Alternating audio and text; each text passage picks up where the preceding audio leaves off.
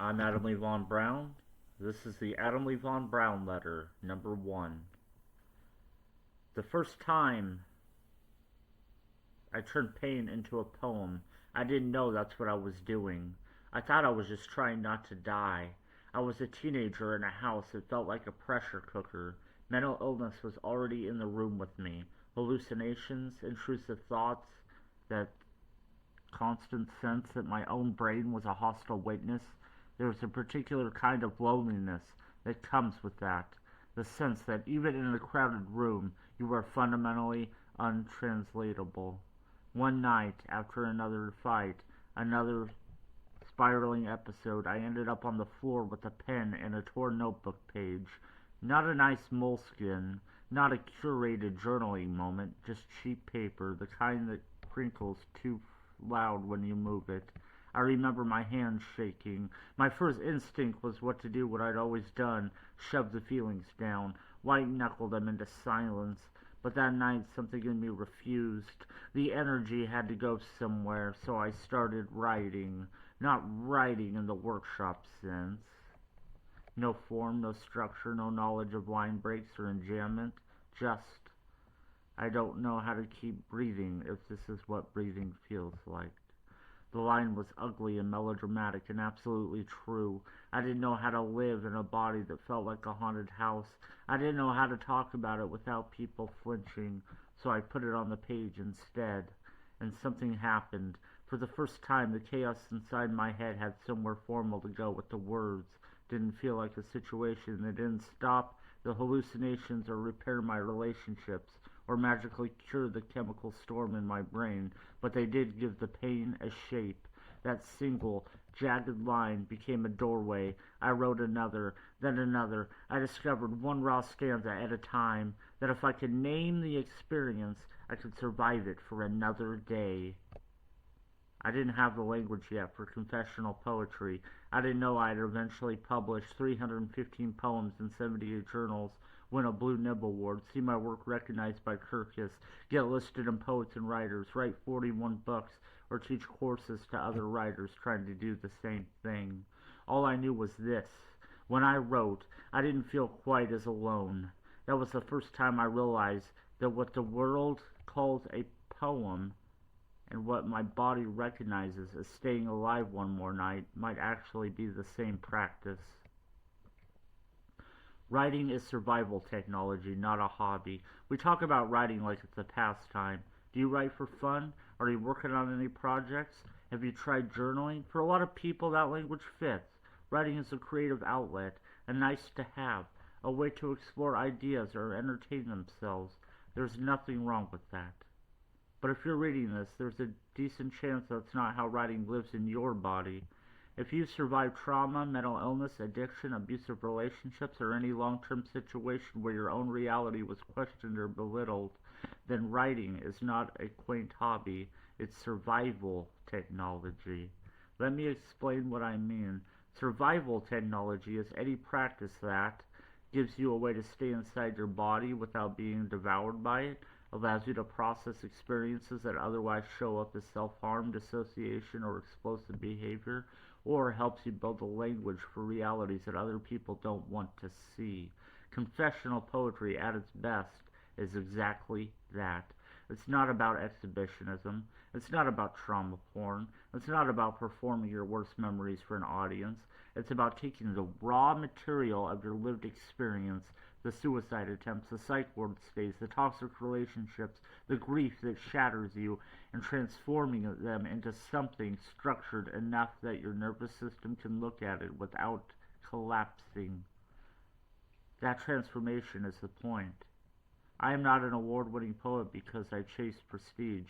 I'm an award-winning poet because I spent years trying not to die. And the only way to make sense of the world was to break it into lines. Every major success in my CV sits on top of that. The Blue Nib Award is built on top of nights where I wrote instead of picking on a blade. The Ibrachi shortlisting sit on top of journals that once rejected me 100 times. The 41 books came from the same nervous system that was, at one point, burning itself with cigarettes just to feel something real. So when I say something like writing is survival technology, I'm not speaking metaphorically.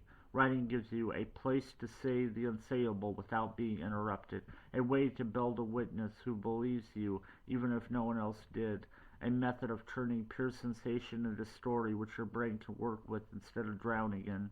And yes, along the way you learn craft. You learn how to cut lines so they hurt in the right places, how to carry image and metaphor, how to build a poem that can stand in a literary journal next to anyone else's.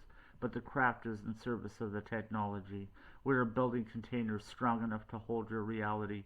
If you've ever felt like therapy couldn't quite get to what's happening inside you, or like talking about it made you feel exposed but not more understood, consider this. The poem is a lab.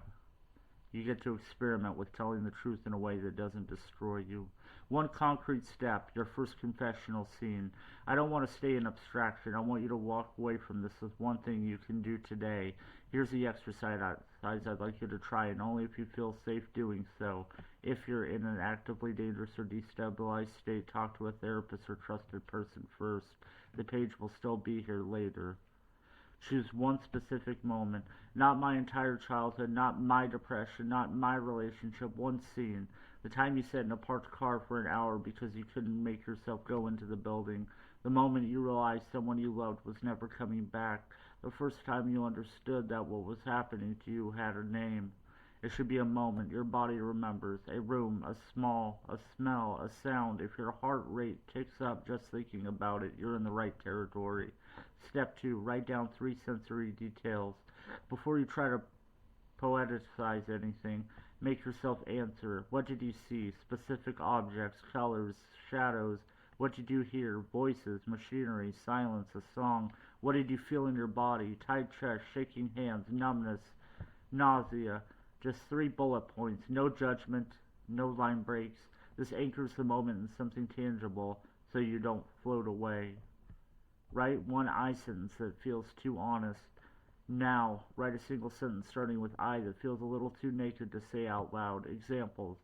I didn't know how to keep breathing, if this is what breathing felt like. Or, I wanted to disappear more than I wanted to heal. Or, I felt safer planning my death than admitting how much I hurt. Don't think about how it would look in a journal. Think about whether it's true.